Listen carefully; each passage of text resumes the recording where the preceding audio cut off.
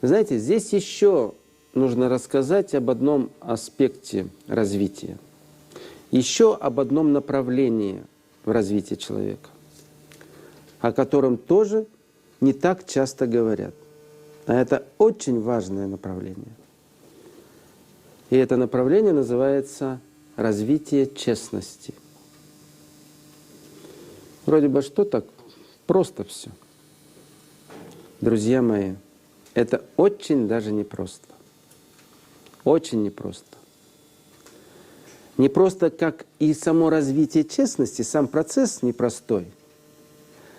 И не просто еще и потому, что на сегодняшний день это одна из главных проблем нашей Земли, нашей цивилизации.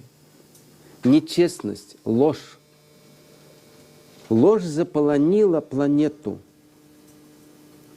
Ложь проникла во все сферы жизни. Вы посмотрите, как родители лгут детям сплошь и рядом. Если вы честно посмотрите, вы увидите, что вы каждый день обманываете детей. В малом или в большом. Что-то не договорили, что-то по-другому показали, что-то от чего-то сказали: ты еще маленький, не лезь. А это тоже нечестность. Ну и так далее. Нечестность в отношениях мужчины и женщины. А здесь сколько лжи. Начиная с первого знакомства. Она с одним багажом, он с другим багажом. Этот багаж упакован и не распаковывается. Не дай Бог заглянуть туда.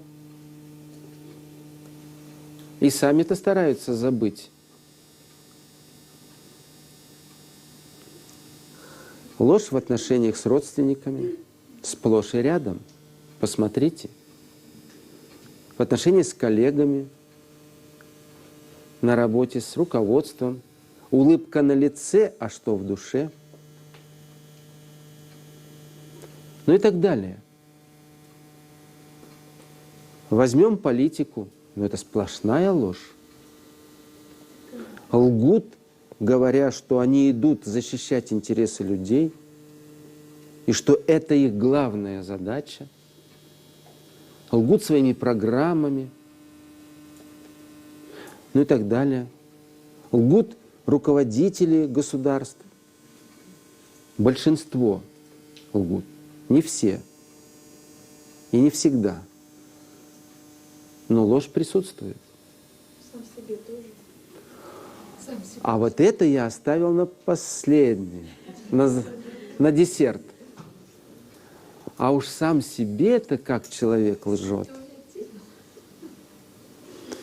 Вы знаете, здесь столько лжи. Так вот, многие, наверное, читали книги Крайона, слышали о нем. Так вот, в одном из посланий он говорит о том, что не проблемы озоновых там дыр, какие-то другие экологические проблемы могут Землю перевести в нежилое состояние, в неживое состояние, а огромная энергия лжи. Настолько большая, что она уже переполняет планету. И ее нельзя выпустить дальше в космос, эту энергию лжи. Она заразительна. Или мы эту свою ложь убираем из своей жизни, уничтожаем, перерабатываем, или включатся механизмы космические. Ведь посмотрите, все, что наверху, подобно тому, что внизу, и наоборот. Вы посмотрите, сколько по жизни ложь доставляет проблем. И то же самое происходит в космосе.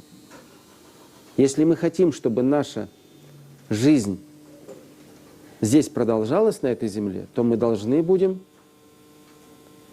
заняться серьезно вот этим бедствием планетарного масштаба, это ложью. И здесь, друзья, пенять на кого-то, убеждать кого-то не нужно. Нужно просто самому в своем огороде навести порядок. Да, пожалуйста. Вопрос уже, она имеет, на ваш взгляд, земное происхождение, космическое, вы затронули сферу. Вы знаете, спасибо за вопрос. Я вообще сторонник искать корни в человеке. Почему? Потому что, когда мы ищем где-то на стороне, да, мы можем найти там источник. Но если мы даже его найдем, не осознав наличие в себе вот этих проблем, мы ничего не решим. Поэтому лучше разобраться в себе, убрать в себе эти причины, эти проблемы. Как говорится, если нет крючка, то вешалку не повесишь. Если на человеке нет этих крючков, то на него ничего не повесишь. И из космоса многое что приходит, но не на всех действует. Поэтому на эту тему можно рассуждать, и много чего можно на эту тему говорить. Я исследовал этот вопрос. Но я считаю, мы с вами должны заняться собой и убрать ложь в своем пространстве, в своей жизни. И в первую очередь в самом себе. Посмотрите, сколько проявлений лжи каждый день вы выпускаете в мир и допускаете в себе. Вы что-то хотели спросить? Я хотела спросить, есть ли ситуация, что человек, с которым ты общаешься, не готов воспринять правду? Вопрос, я же сказал, вопрос честности — это непростой вопрос. И учитывая то, что мы все заполонили ложью, сейчас стать абсолютно честным Да, можно. это практически невозможно. Практически невозможно. По-моему, даже сказать себе и другим так, это уже будет ложь. Потому что слишком много пропитано в сознании, в каждой клеточке много всего. Поэтому это процесс длительный, важный, интересный, сложный. И я вот этот аспект тоже сейчас немножко раскрою, с тем, чтобы вы поняли, насколько это важно, и с другой стороны увидели, что это в принципе решаемая задача. То есть я специально не рассказываю о тех гранях, о тех аспектах новой цивилизации, которые, в общем-то, общеизвестны, о которых много говорится в других книгах, учениях. А вот будем говорить, вот поговорили о масштабе личности, уже что-то прояснилось. И если вы вот здесь вот проявите честность, то вы себя четко будете позиционировать. Где вы? В песочнице ли? Ну и так далее. В каком ящичке вы играете, с какими игрушками? Да, пожалуйста. Пожалуйста, а вот эти уровни масштаба личности, человек в своем развитии должен поэтапно их проходить в соответствии с каким-то возрастом? Да, немного вернемся к этому, раз возник вопрос. Вы знаете, конечно, желательно, чтобы масштаб личности соответствовал возрасту, определенным этапам возрастным. Тогда наиболее гармонично идет процесс. Если ребенку 7-летнему освоить масштаб личности зрелого человека, то он просто лишится с детства. То есть ему будет, представляете, такой вот человек, который в 7 лет думает, живет чаяниями, думами о земле и так далее. Да, по сути-то мы несем в себе это все. Но каждому возрасту соответствуют какие-то грани проявления вот этих качеств. Поэтому действительно это должно соответствовать. Вот я назвал возраст 33 года. Это уже возраст, не зря этот возраст существует, и во многих учениях о нем говорится, еще его называют возрастом Христа. То есть это возраст перехода из зрелости в мудрость. Это открытие духовных знаний. Это, я еще называю, открытие неба. То есть когда человек воспринимает мир во всем его многообразии. Это важный этап. Но перед этим нужно пройти еще этапы. Так вот, зрелость человека, на мой взгляд, где-то в пределах, довольно широкий диапазон допускается, потому что люди по-разному, с разной степенью зрелости рождаются, в разных условиях растут, развиваются. Где-то от 20 до 27 лет вот оптимальный возраст перехода в зрелое состояние. До 30 лет.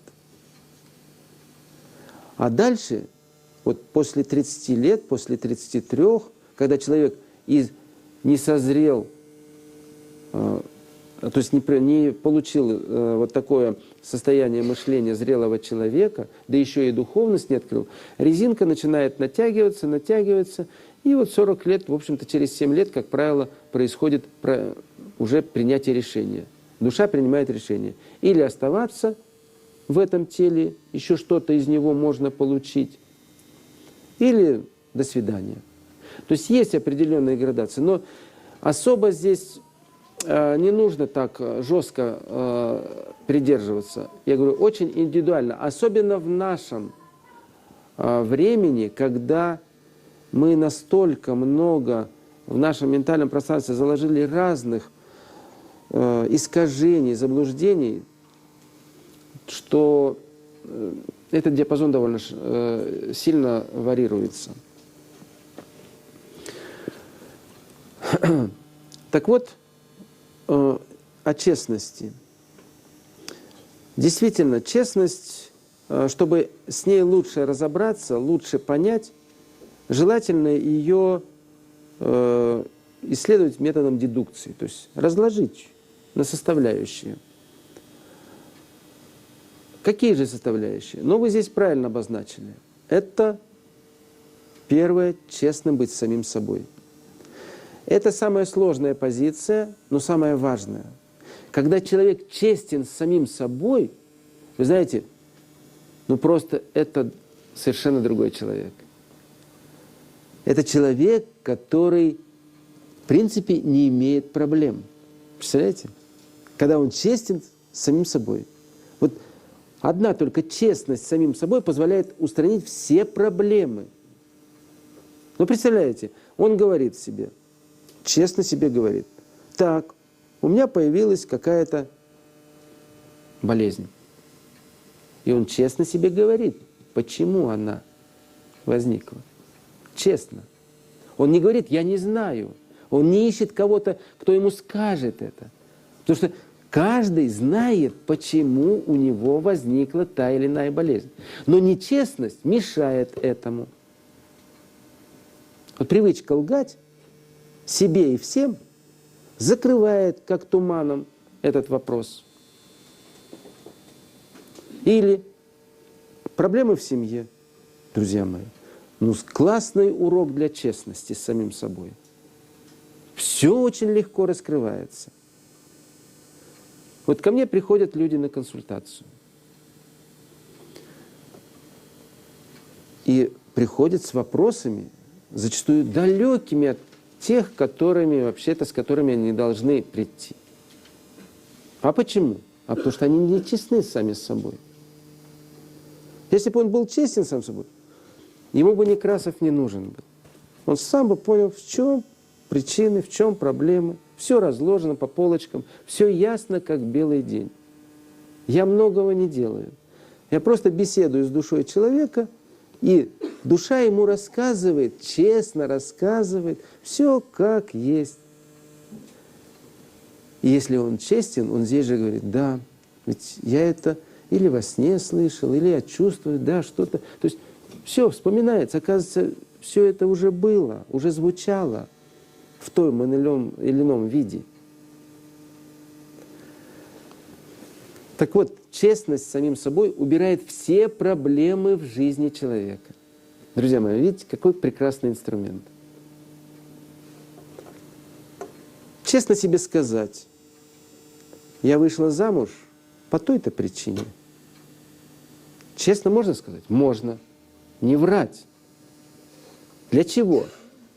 Не для того, чтобы себя бичевать, а для того, чтобы стартовать. Когда честно осознаешь, зачем ты вышел замуж, тогда нужно сказать: так, ну раз я вышла по той-то причине, не по любви, там, не тем, чтобы поделиться, а для того, чтобы взять там, или получить ребенка, ну и то же самое взять и так далее. Ну, мало ли какие причины, не будем сейчас их перечислять. У каждого свой набор таких нечестных шагов. Так вот, если он скажет себе это, что он по какой причине вышла замуж, то тогда можно сделать следующий честный шаг. А главную-то задачу я решаю или нет в жизни? Хорошо, я хитростью или каким-то другим способом, ребенком ли, чем-то я притянула мужчину в свое пространство. Ну, возьмем такой случай. А он, кстати, очень распространенный, когда таким разными способами находит в себе мужчину. Хорошо, я это сделала. Но это не есть плохо. Это только старт. Ведь я же женщина, я умею любить. Почему же я не могу раскрыть эту любовь? Не могу научиться любить? Я буду это делать. Вот это будет мой честный ответ. Я исправлю ту ошибку, которую я сделала. Я постараюсь раскрыть к этому человеку любовь, подарить ему любовь. Не угробить его, не сделать его пьяницей, не отправить его к другой женщине, не отправить его в тот мир, а я его сделаю летающим, здоровым, счастливым. Ну и так далее. Ну много. Здесь, знаете, столько сразу раскрывается всего. А с детьми? Зачем мне дети? Что, я их пригласила для того, чтобы у них чему-то поучиться? Да ничего подобного. Я пригласила ради своих эгоистических каких-то мотивов. Я очень хотела детей. А почему? Честно, опять же, с собой поговорить. А потому что у нас в роду нарушена система ценностей, и все женщины всегда хотели детей. И я с детства уже мечтала о детях. А это же ненормально. Не о мужчине, не о счастье, не о любви, а о детях. Это же моя беда, это же моя болезнь, которая привела к последующим проблемам. Нарушенная система ценностей в роду привела к тому, что и в нашей семье нарушена система ценностей, и мужчина уже не мужчина, и он уже никакой, и он уже мне не интересен. А почему? А потому что, опять же, честно сказав, это я его сделала таким. Знаете, вот так вот хорошо, разговаривая с собой, так потихонечку, разматывая клубочек, можно все увидеть, во всем разобраться. И согласитесь, а когда во всем разобрался, все увидел, то в этом случае и решение это находится. Когда честно все рассматриваешь, то и решение верное находишь. И слово «не знаю» — это ложь. Никогда не говорите «не знаю». Человек знает все. А если даже что-то забыл, скажет: я хочу это вспомнить, я хочу это узнать, ему сразу это откроется. В виде книги, в виде человека, в виде какой-то ситуации. Обязательно откроется. Слово «не знаю» — это признак лжи. Запомните это. Можете сказать: помогите вспомнить. Это, согласитесь, это уже что-то, да? Это уже более такой честный разговор. Сказать себе, когда у детей проблемы в семье, создании своих семей, там, ну, дети уже взрослые, допустим, и сказать себе, что я единственное доброе дело сделала, это дала жизнь этому ребенку, а потом всю жизнь мешала ему жить, это очень честный взгляд. Не самый честный, есть еще более глубокая честность, но хотя бы на достаточно хорошем таком уровне честности. Это уже снятие многих проблем. Ну и так далее, и так далее, и так далее. Если мужчина рядом имеет плохое здоровье, а не дай бог еще и в сексуальном плане он слаб, ну, милая моя, здесь надо сразу честно себе сказать, кто ты есть.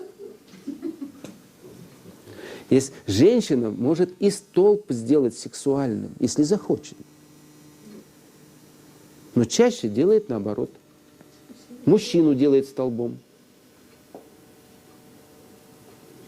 Но и мужчинам тоже есть порезвиться где в плане честности. Если женщина рядом имеет болезни, особенно гинекологические, ну это явно уже надо сказать, я, значит, еще не мужчина. Я еще не родился как мужчина. Я еще не состоялся как мужчина. Потому что лучший гинеколог для женщины – это муж. Мужчина тот, у которого женщина никогда не нуждается в лечении, особенно гинекологических заболеваний. Ну и так далее. Видите, друзья мои, честность – это вообще классная вещь. Инструмент супер. И его нужно в жизнь применять. Это вот честность с самим собой, мы только коснулись. Здесь вы задали вопрос по поводу еще честности с другими. Вообще,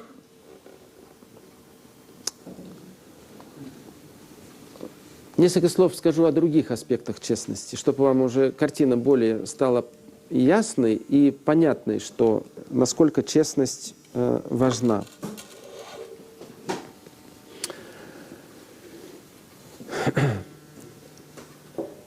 Честно говорить себе о другом человеке – это тоже искусство. Это тоже развитие честности. Вы посмотрите, как часто мы здесь лжем. Мы одних превозносим, находясь в иллюзии. Вот он такой, вот встретился, вот то. Но это нечестно. Вы посмотрите честно на него и увидите некоторые моменты, которые вам в дальнейшем не вылезут боком. А то замков настроили на нечестности, а потом, когда замки разрушились, к нему же и претензии. Так,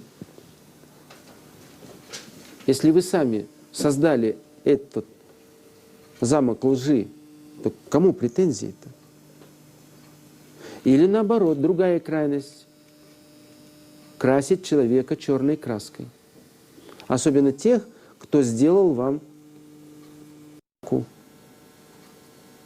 Ведь это же честно, если сказать себе, человек, который потратил свою энергию, заработал себе какую-то кармическую проблему, чтобы сделать вам урок по вашей же заявке. Вы же его и ругаете. То есть он трудился над этим по вашему сценарию, а вы его осуждаете. Это же нечестно. Ведь нужно видеть эти зеркала. Честно посмотреть в другого человека, в зеркало в это. Это же очень важно. Вот, например, простой метод, элементарный метод. Вот с кем-то у вас плохие отношения, с каким-то человеком. Вот возьмите листочек бумаги и разделите его по вертикали пополам. И в первой колонке напишите все его отрицательные качества. По порядку. Первое, второе, третье, четвертое. Написали. Честно написать надо. Все. Но я думаю, на это честности хватит. А потом возьмите карандашик, обязательно карандаш надо взять. И против каждого пункта в другой колонке напишите свои же такие же качества. А почему карандашом? А потому что при первом приближении вы будете не находить этого. Тогда просто пишите карандашиком: «Пока я здесь не честна». Ну и так далее. И по пунктам, и по пунктам. Через некоторое время вернетесь к этому списку, глядишь, уже что-то сотрете ластиком и напишите: «Да, это у меня есть». И вот когда вы осознаете вот это, вы знаете, вот простейший, элементарный этот метод позволяет кардинально изменить отношения. Стоит осознать вот эти все вещи, прописать, и на другой день уже другие отношения с этим человеком. Как по мановению волшебной палочки. Ложь ушла, честность пошла, все. Это уже другой мир, другие отношения.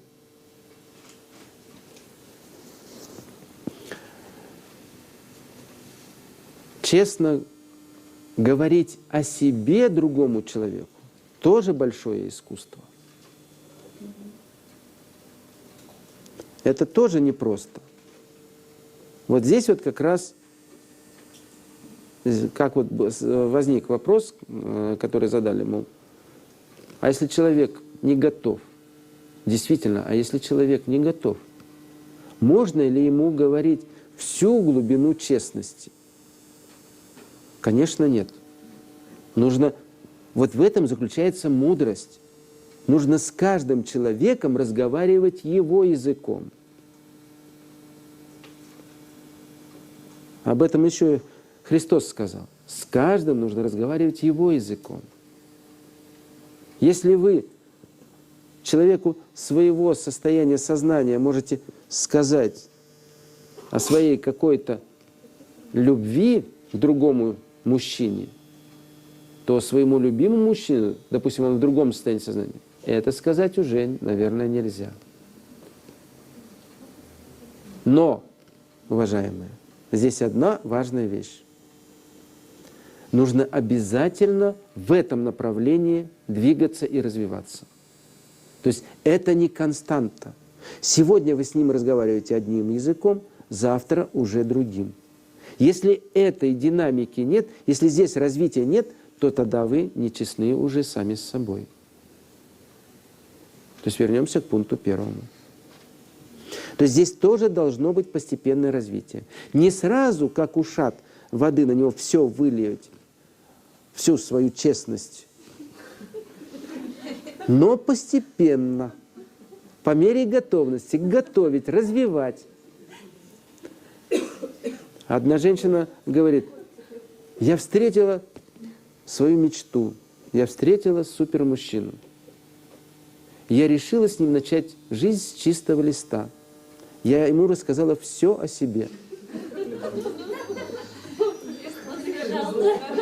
Она осталась с чистым листом. Знаете, то есть это процесс развития. Нужно осознать, посмотреть мудро, в какой стадии находится человек, и постепенно его вводить в состояние честности. Готовить. Но этот процесс должен быть. Постепенно, постепенно, постепенно.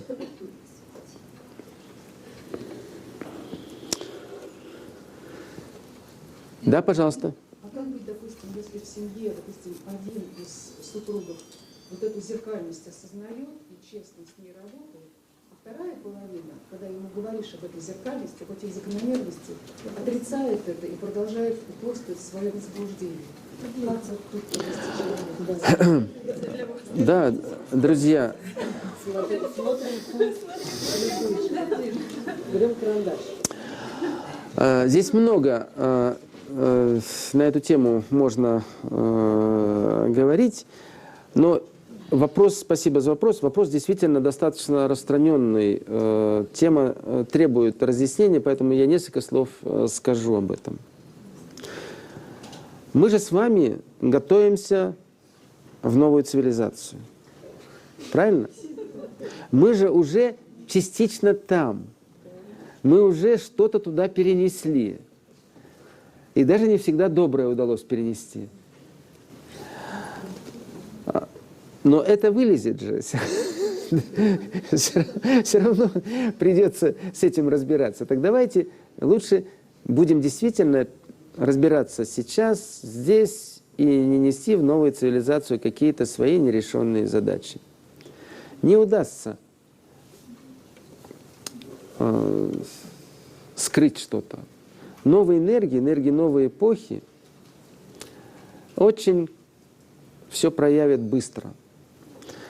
Так вот, в том случае, когда есть непонимание мужа с женой, непонимание в принципиальных вопросах, что делать? Что делать? Здесь дать какие-то рекомендации однозначные нельзя, потому что каждая ситуация, она индивидуальна. Но некоторые тенденции можно рассказать.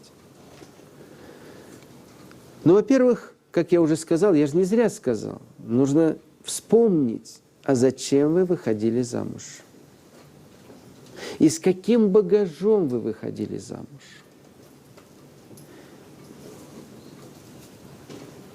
То есть разобраться в этом, честно разобраться с собой. Дальше. Вот вы прожили, допустим, 5, 10, 20, 30 лет вместе.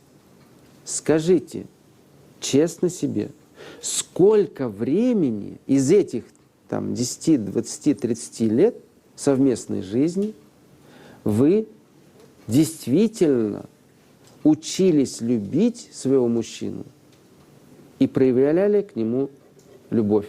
Осознанно, сознательно стремились это делать. С какой процент времени? Ну, то есть, понимаете, и начните вот... То есть это не просто вопрос в воздух. Этот вопрос сразу вам покажет и решение. Когда вы осознаете, что вы большую часть времени любили не его, а работу, детей, там, родителей, ну, что только не было, но не его, вы, может быть, подумаете и скажете, что, может быть, пора проявить в его адрес любовь.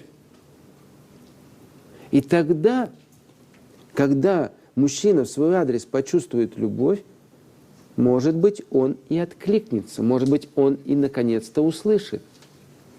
Потому что когда женщина мне говорит, я до него стучусь, но никак не могу достучаться, у меня всегда напрашивается фраза: не тем местом стучитесь. Явно не тем. Головой стучитесь. А разве можно мужчине стучаться головой? Женщине? Нет, конечно. Он не приемлет этот стук головы дубовой. Ему другие звуки нужны.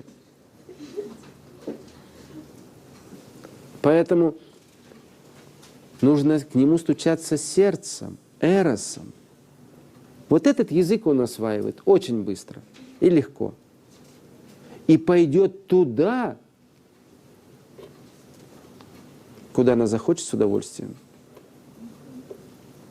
И вот тогда женщина может сказать: я с радостью пойду за мужчиной туда, куда я захочу.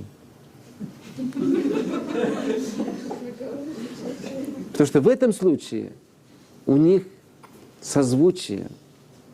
И тот рад, и она рада, и все вокруг в радости.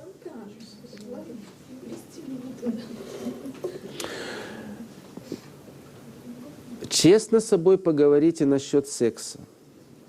Это вообще тема, где лжи больше, чем где-либо. Просто честно себе скажите, что я 99% времени со своим мужем занималась проституцией. Это реально. Под этим могут подписаться, если будут честными, большая часть женщин. Потому что проституция – это когда секс совершается не по стремлению, не по желанию подарить себя и так далее. Получить радость и полет. А по каким-то другим соображениям. Ему нужно супружеский долг, чтоб не ушел, ради ребенка, ради своего здоровья. Ну, много причин. Но не ради главного. Ну и так далее. Вот поэтому, когда честно с собой начинаешь говорить, я специально не стал сразу говорить, не стал отправлять просто к первому пункту, а немножко так вот развернул, то тогда и становится понятно, как же донести до мужчины элементарные знания. Многие женщины обращали внимание на то, что мужчина рядом с ними меньше читает, меньше посещает какие-то семинары, но знает не меньше, чем она. Проявляет какие-то такие мудрости. Удивительно даже, откуда он берет. А очень просто, он от нее-то и берет. Потому что у женщины есть классный инструмент – секс. В оргазме женщина может передать мужчине все, что в ней есть. И он спускается с той высоты уже другим, наполненный и ее опытом, ее знанием, ее мировоззрением. И это можно использовать как инструмент. Ну, мужчины, вы меня извините, я больше обращаюсь к женщинам, но вы тоже мотайте себе на ус. Это все реально работает. Мы сегодня с вами построили несколько необычно наше общение. Тема у нас звучит «Зачем живешь человек?» вообще-то. Но я как бы кругами вокруг этого вопроса, но все-таки к самому этому вопросу «Зачем ты живешь?»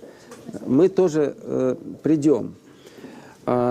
Все то, что сейчас рассматриваем, вообще-то напрямую относится именно к этому вопросу. Потому что, разобравшись с честностью, мы сможем действительно себе сказать достаточно хорошо, честно и открыто. Зачем же мы здесь находимся? Так вот, закончим тему честности еще рассмотрением коротко еще двух аспектов.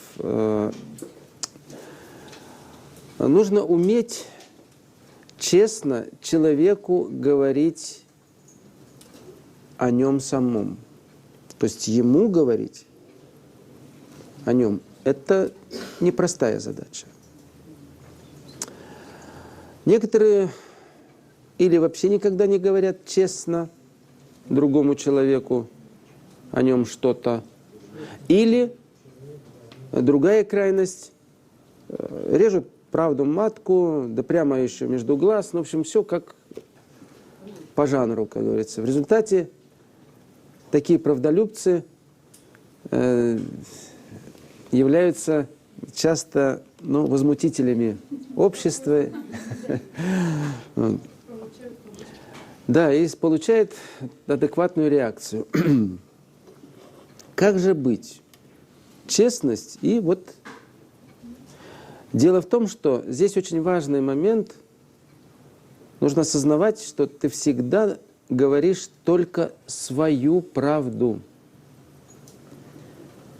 Не абсолютную, а свою. Это очень важно. И желательно человеку сразу сказать, это я так думаю, я так вижу, это моя правда, вот мое видение. То-то, то-то, то-то, то-то. А не так, как ты вот такой, раз такой, такой, то есть категорично, абсолютно без вариантов.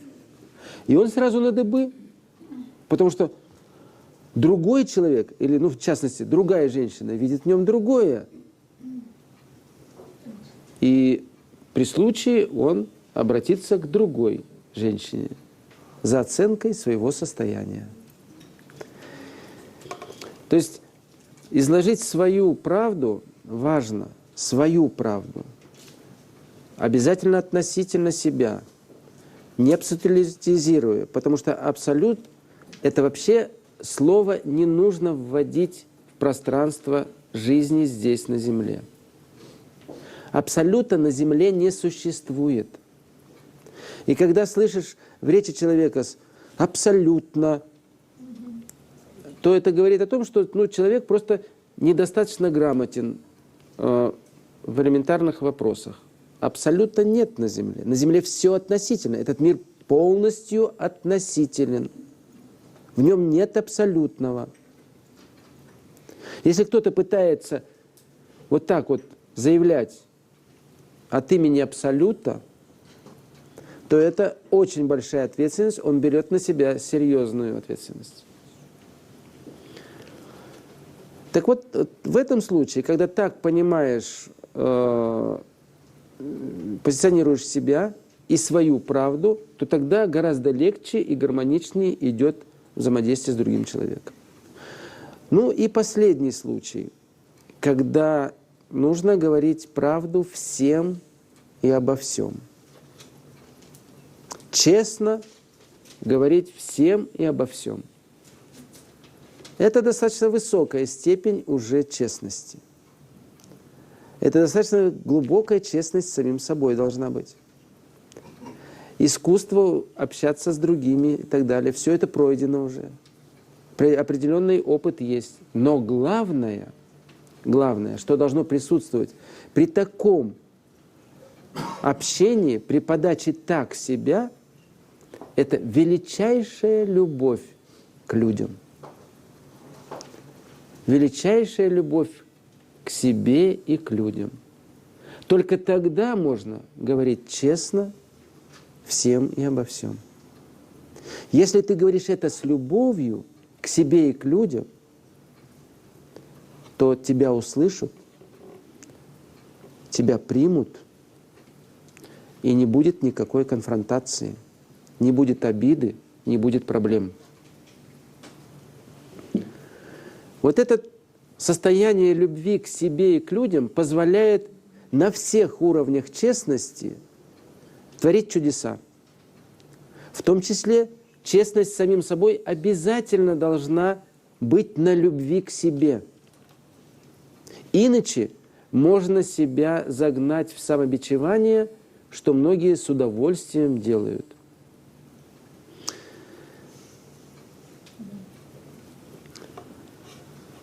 А делают-то для чего? Опять же, если честно посмотреть. Для того, чтобы их пожалели. Так себя спозиционировать, чтобы уж все вокруг увидели его. Так вот, друзья, вот это честность. Видите, маленький вопрос, но какой это замечательный инструмент, какой это классный инструмент для решения практически всех вопросов. От здоровья до семьи и общественно-политических. Представляете, как бы решались вопросы на Земле между государствами, конфликты и прочее, если бы была честность? То вообще не было проблем.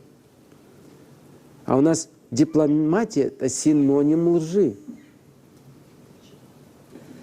То есть это вообще у нас многое что перевернуто в сознании.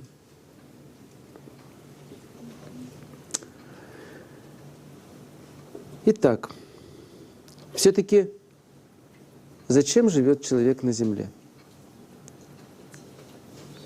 Покрутились, разобрались, что развитие — это очень важная составляющая жизни человека. И вот теперь можно, уже отталкиваясь от того, что мы увидели, что развитие во всех направлениях — это действительно важнейшая составляющая, это тот путь, который позволяет человеку очень многое сотворить на Земле, можно и легко и свободно ответить, а зачем же он на земле.